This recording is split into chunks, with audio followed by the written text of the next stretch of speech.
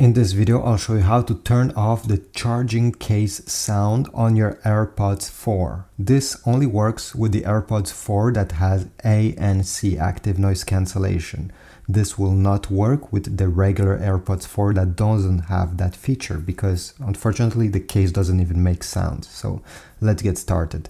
The first thing you need to do is to put the AirPods in their case and open the lid. You can close the lid if it was already open it again, and then go into the settings of your iPhone.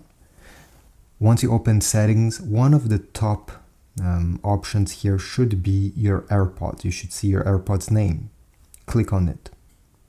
And then if you had, again, the AirPods 4 with ANC, these are not, you should see one of these options on the top now saying enable charging case sounds. You simply need to press on that toggle to turn it off or turn this feature on if you want it again. It should be in this menu over here, one of the options. So this is it. It was quite quick and easy. I hope this was useful. Please leave a like, subscribe, and I'll see you in the next video.